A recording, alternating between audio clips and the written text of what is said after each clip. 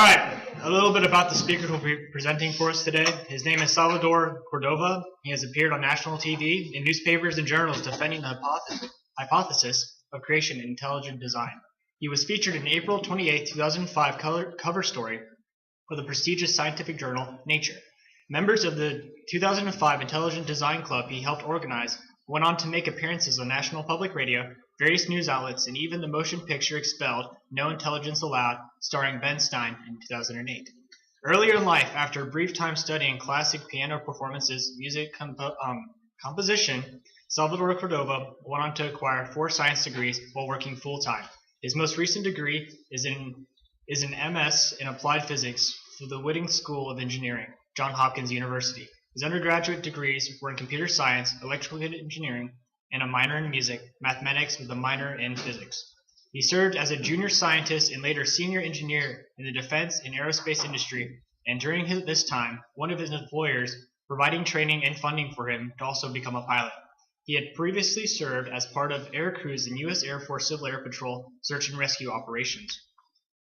In 2007, he left the aerospace and engineering industry to begin managing a small privately held arbitrage investment fund. In 2014, he began doing part-time research in molecular biophysics and bioinformatics for nonprofit organizations. He's listed in the credits of the 2011 documentary Holy Rollers, the story of Christians who use their mathematics skills to win millions of dollars from casinos. He himself has been expelled from casinos after using his mathematical skills to extract tens of thousands of dollars from casinos through skilled blackjack play. His experience in casinos of Las Vegas and Wall Street were influential in forming his unorthodox perspective on the creation, evolution, intelligent design controversy in the Christian faith. He is a member in good standing in the Presbyterian Church in America. He's working on his book entitled Wagering Your Soul and a website by the same name.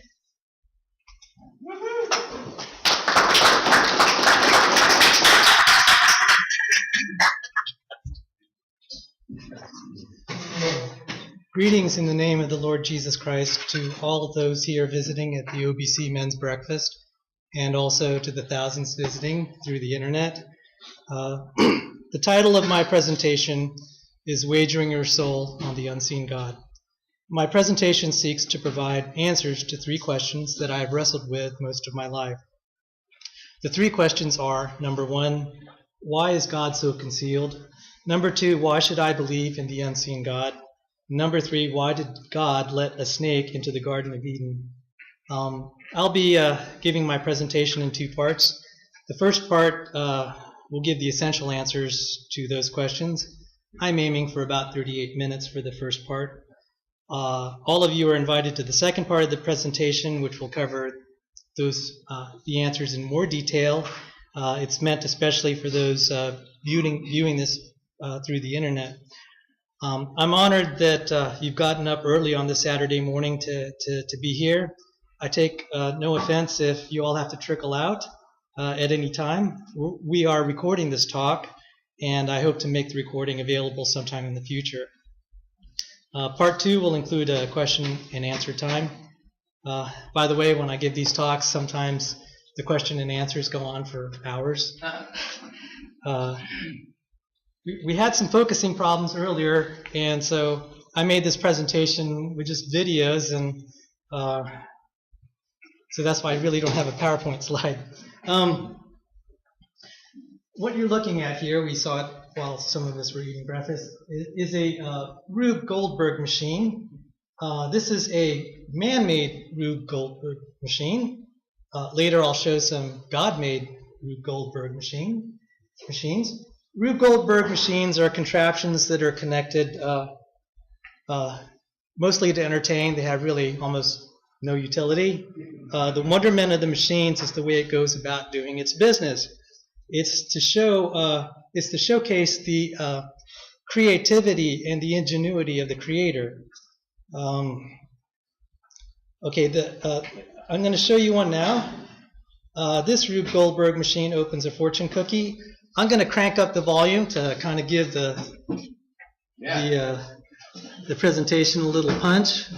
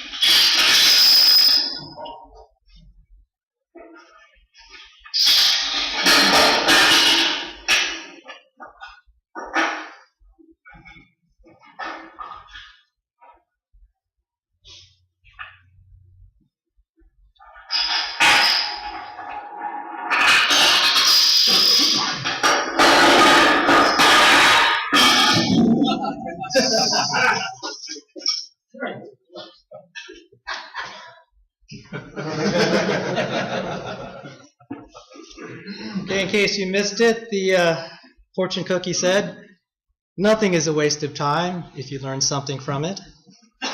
I'm going to leave these images of Rube Goldberg machines up. By the way, this is a God-made Rube Goldberg machine. And sorry if it's a bit of a distraction, but at least if you get bored, you'll have something to watch. You know, if you get bored listening to me. Charles Darwin is considered the father of modern evolutionary theory. Atheists created a holiday in honor of him called Darwin Day because his theory, they claim, made it possible for many of them to become and remain atheists. So if you hear it on the vote on the House floor or Senate floor for Darwin Day, that's kind of the motivation for that. But Darwin's theory has some serious scientific problems. When Darwin saw the peacock's tail, as that's a peacock there, he said it made him sick because a peacock's tail was evidence against his theory in his day, and it's evidence against his theory in the present day.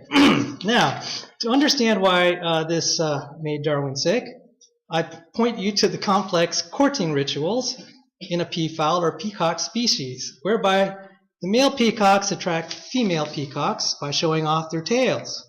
So we have in this video here, male peacock with an elaborate tail.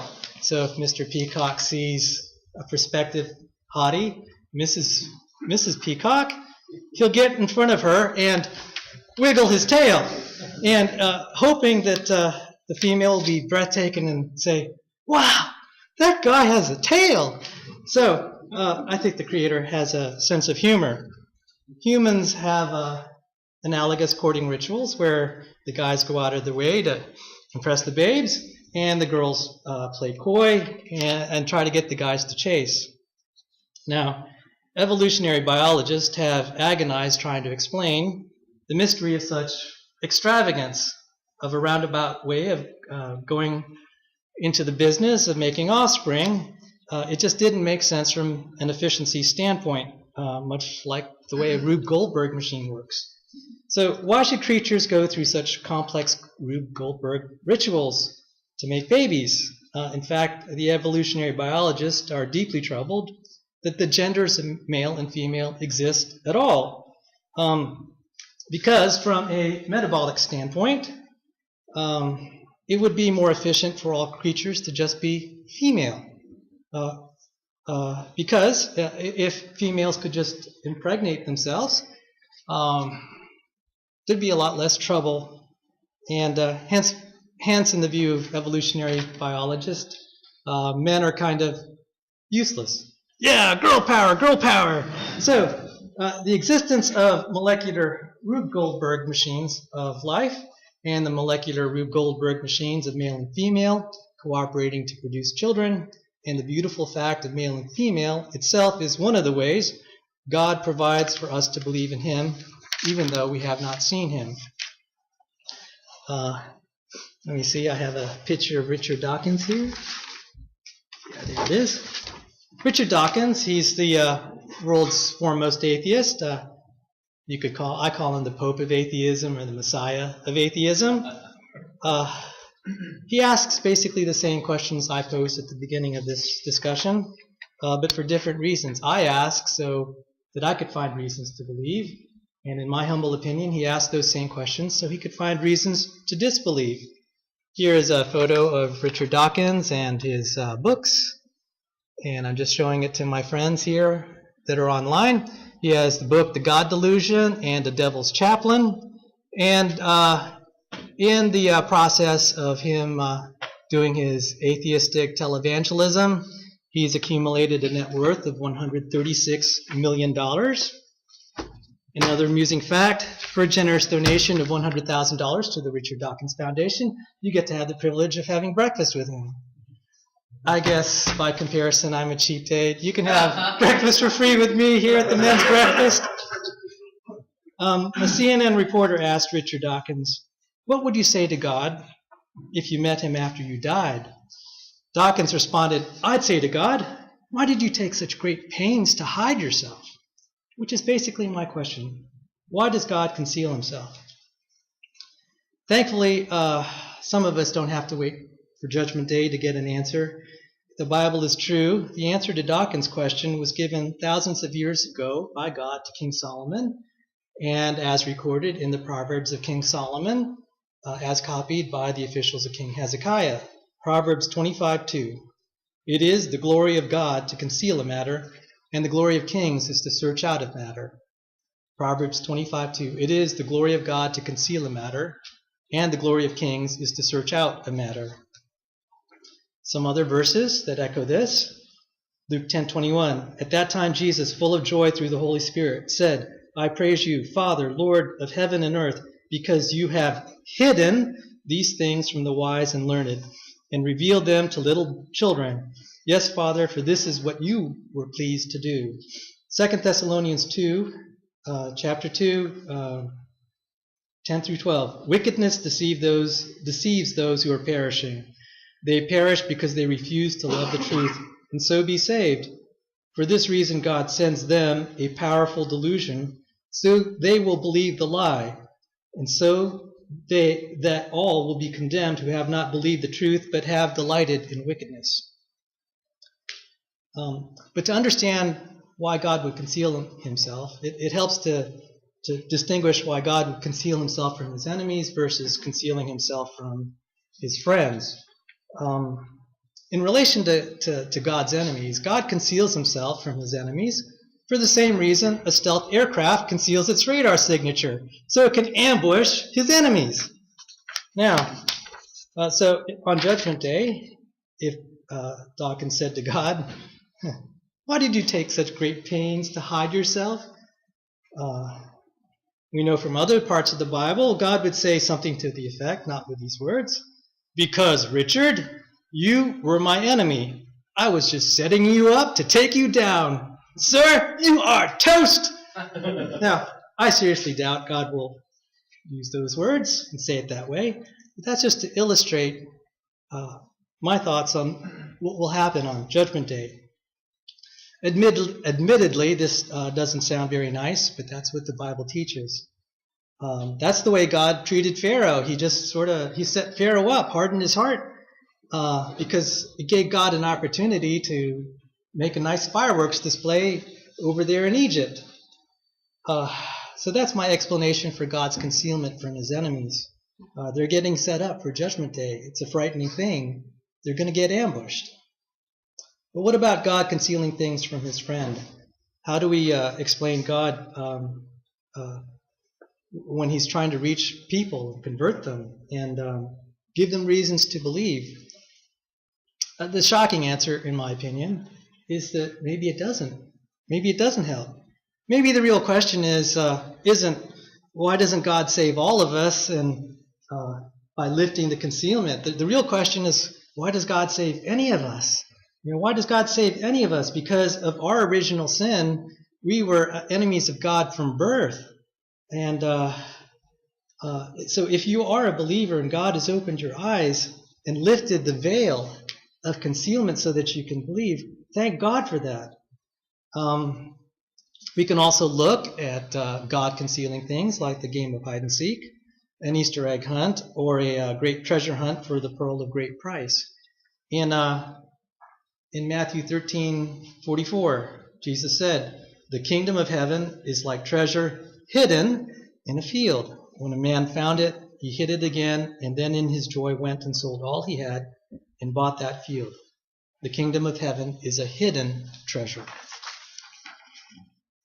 God conceals himself, but it is a glorious and noble thing. As it says in Proverbs, the glory of kings is to search out a matter, to search out this concealed evidence.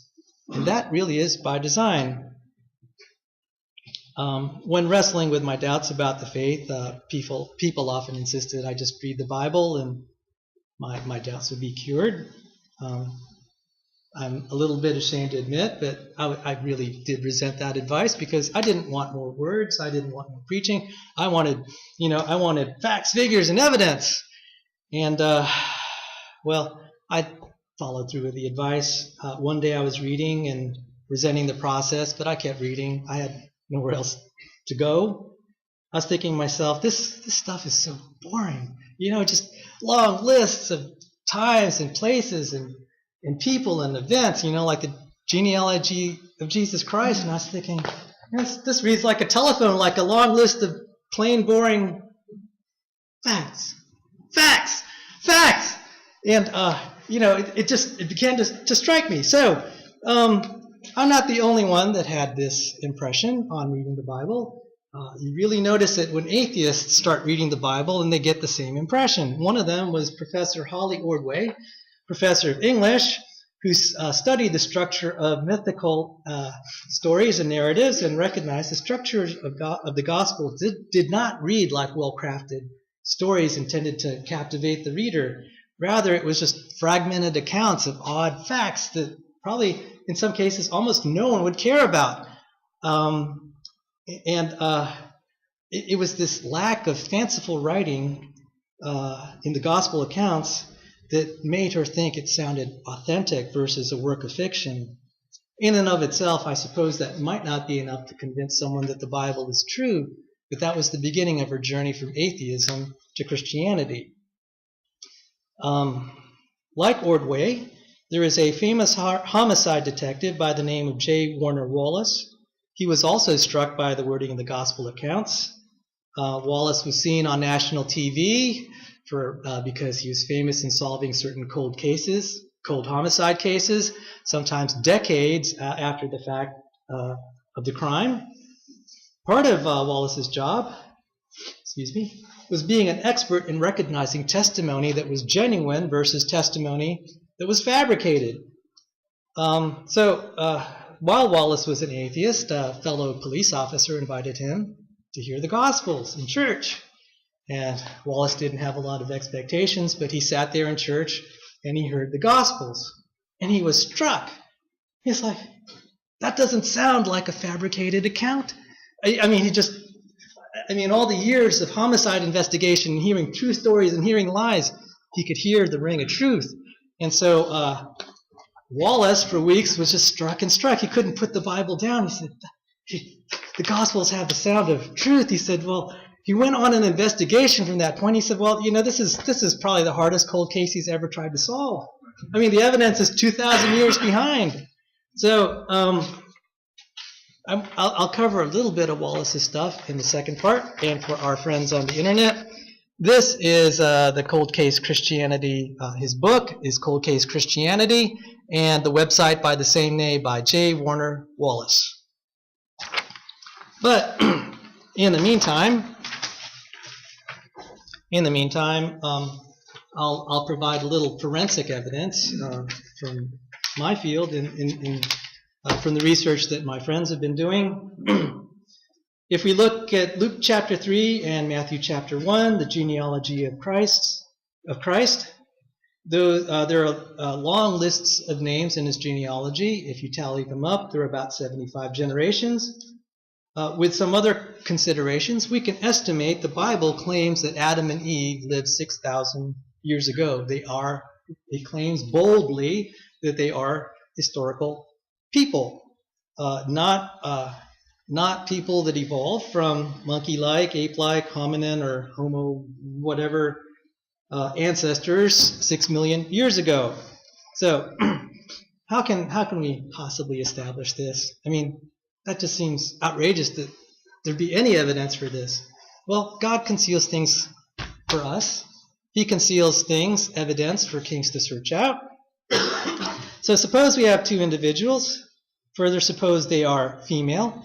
They have a certain kind of DNA that is important.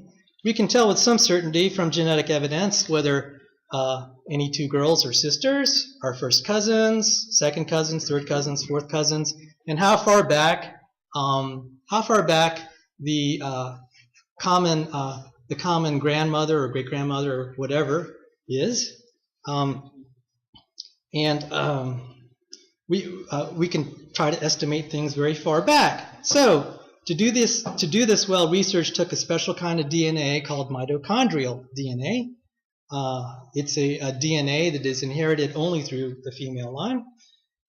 And evolutionary biologists seeking to confirm that really, they're seeking to confirm that there was no biblical Eve. Their first order estimate using chimpanzee data, which makes no sense. You want to test human data, but using chimpanzee data, they estimated that the ancestor of all females lived about 200,000 years ago. You'll still see that figure quoted, but it's incorrect. Geneticists said we need to make a more refined estimate using actual female DNA. Now, maybe I have a twisted sense of humor. I sometimes speculate, how did these geneticists collect the DNA? I mean, did they walk into bars and introduce themselves and say, "Hi, my name is Dr. Brian Sykes. I'm doing a genetic research study. Could you charitably donate some of your DNA for my study?"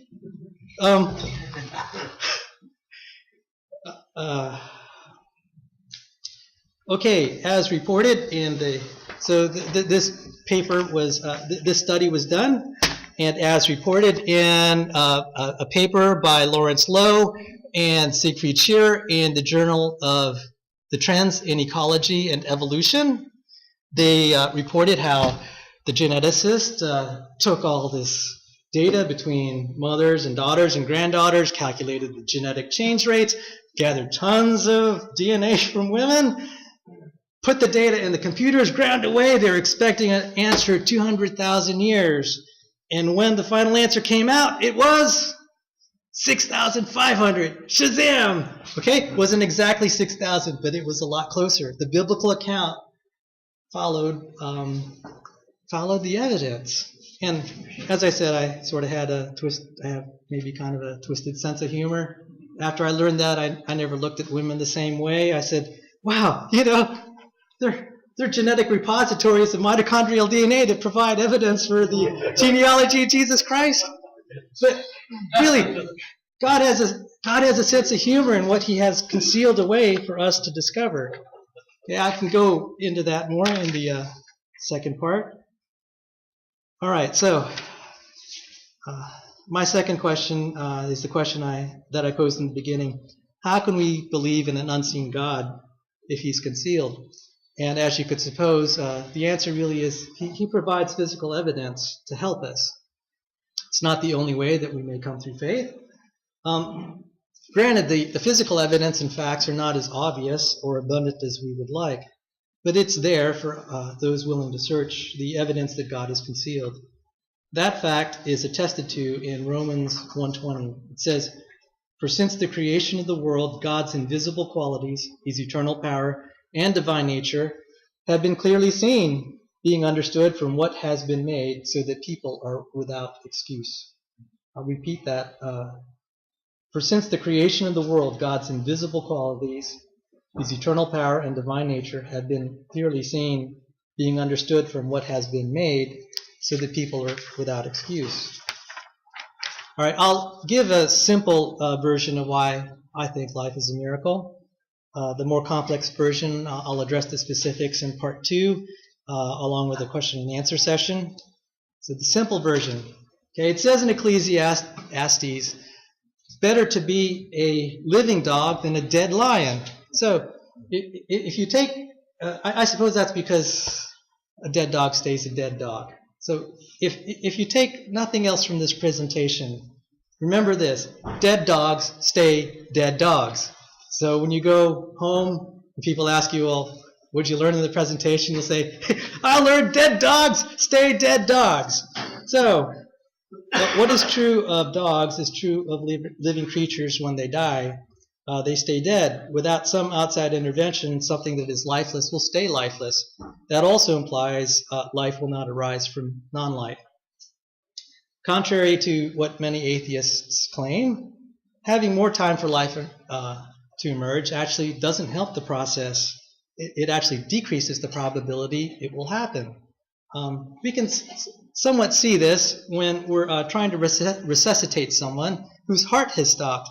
You have a limited time frame before that person starts to decay and just be dead permanently, at least in this life. And so because of that, dead dogs stay dead dogs, and as time passes, they're even more a dead dog. So I should point out something from a statistical standpoint, not theological, from a statistical standpoint, the miracle of life emerging on earth is statistically greater than Lazarus rising from the dead. I'm not trying to make a theological comment, but if we were just trying to do this mathematical calculation and say which one is more improbable, we'd say all of life, because there are just so many creatures, just for that simple reason. And then also it's coming from a lifeless earth versus Lazarus. He was dead 4 days. He had a lot of the biological material still there. You know, when you're starting from nothing, that's even worse. And Jesus said, he said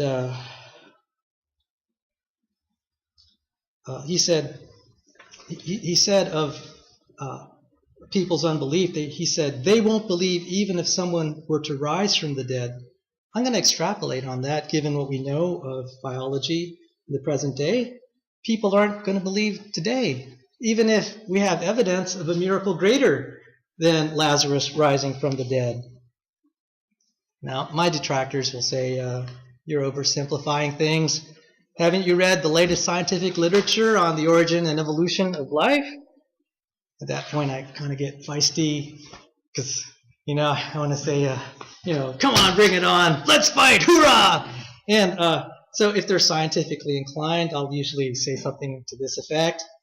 How do you explain the origin of amino acid tRNA synthetases from prebiotic soup, or the emergence of nucleosomes and lysosomal introns in the supposed macroevolution of prokaryotes to eukaryotes? How do you explain the origin of histone acetyltransferases and deacetylases? How do you explain the double-loop circulation system, cardiovascular, evolving from a single-loop circulation system in the supposed macroevolution of fish to birds? Because of such barriers, I don't think humans evolved from bacteria. Birds did not evolve from fish. Dead dogs stay dead dogs. Life is a miracle, and if a miracle, there must be a miracle maker. Hoorah! Can I get you men to give me a loud hoorah? Hoorah! But no need to make the argument complicated. Just remember the bottom line is dead dogs stay dead dogs. This brings us to the final question. Why did God put a snake into the Garden of Eden? I wrestled with this question a lot because it caused a lot of my doubts. I nearly left the Christian faith because of questions like this. If we were to build a world, we would think, well, why allow it to break down?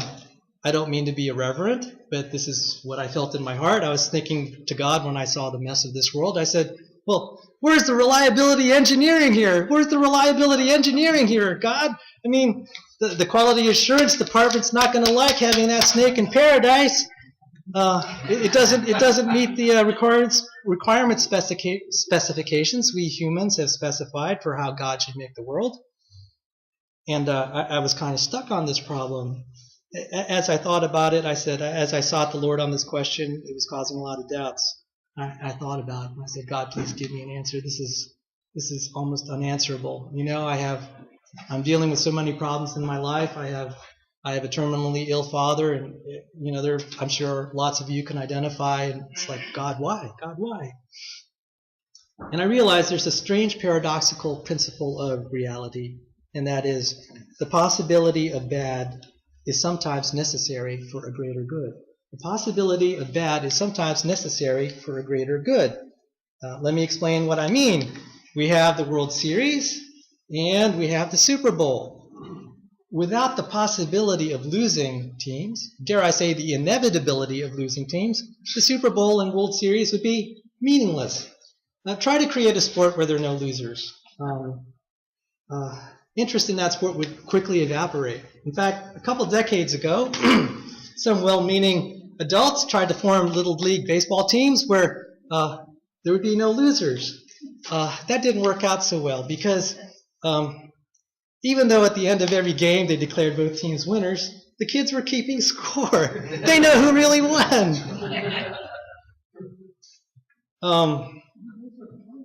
There are more examples of this principle. I'll skip them in the interest of time. In the archetypal drama, there is a knight in shining armor riding a white horse and slaying a dragon. Then the hero marries the girl he's willing to die for at the end of the story. But the point is, to make a compelling story, a compelling drama, you need to have a villain, and you need to have some problems in that story. Now, if you think about it, that archetypal story is written in a not so obvious way in the book of Revelation. The dragon is the villain. Jesus Christ is the hero riding on the white horse, leading the armies of God. And at the end of the story, after he's taken care of the dragon, he gets the girl he's dying for. I mean, by the way, it's just a speculation. I don't think it's an accident that human culture just finds these kinds of stories compelling. I can understand why some Christians will say, stories of dragons and warriors on white horses and damsels in distress. That's not really a Christian story. It's just a fairy tale. But I'd argue, based on what we read in the Bible, it's really not a fairy tale. It's the greatest story ever told. That's really the story of the Bible, and it's playing out. We're seeing it unfold. As an aside, God makes the image of God, male and female. It is the illustration of a higher truth, the greatest truth, that God is love. The Bible closes with a wedding ceremony. It opened with a wedding ceremony in the Garden of Eden. It closes it with a wedding ceremony. And at the end, the hero triumphs over his enemy. The story of the Bible ends with a romance that will last forever. And it's the only romance that will last forever, and the only story that truly has a happy ending. Unfortunately, I must defer the rest of my answer to part 2. I close part 1 of my presentation by summarizing the 3 answers to the three questions posed at the beginning. You all are invited for part 2 and the Q&A, which will also be available via recording. Summarizing the questions again. Number 1, why is God so concealed? The answer is Proverbs 25:2. It is the glory of God to conceal a matter, and it is the glory of kings to search out a matter. Question number 2, why should I believe in the unseen God? The answer is Romans 1:20, in the creation, in the physical evidence that he has left for us. And question number 3, why did God let a snake into the Garden of Eden? In general, the answer to this is the possibility of evil makes possible a good that otherwise could not have emerged. But the specific answer regarding the snake in particular is in Deuteronomy 13:3, which I cover in part 2. Jesus said, "Blessed are those who have not seen and yet have believed." When I first heard that verse, I mistakenly thought Jesus was in effect saying, "Blessed are the gullible. Blessed are the people who believe everything they hear, and cursed are the interested skeptics like me and the doubting Thomases." But that's not what Jesus meant. God has given us creation to help us believe without seeing through creation and the historical and archaeological and forensic records. Like the blind man calling out to Jesus in Luke 18, "Jesus, Son of David, have mercy on me." We are somewhat in the same boat as that man who could not see Jesus but believed Jesus through the testimony of others.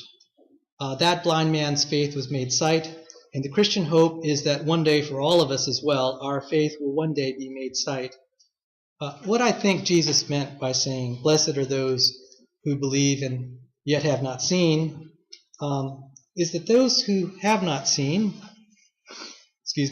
are not lesser citizens in the kingdom of heaven than those who saw Jesus when he was here on earth. We are precious in his sight. In fact, God, in consideration of some of the things I'm trying to present today, God has gone through great pains to conceal and preserve evidence for this generation that was uncovered by scientists and archaeologists. It wasn't available to other generations. That says to me he cares enough. He cares enough to provide a means to believe in the unseen God in the 21st century, when we would think it's the most unlikely time in culture to believe in the Christian God. Actually, in some respects, I think it would be harder for someone now to disbelieve if they have a heart for God. And those people who harden their hearts, they'll have even less of an excuse on Judgment Day. So I close part one of this presentation with the words of our risen Lord and Savior, Jesus Christ. Blessed are those who have not seen and yet have believed. Thank you.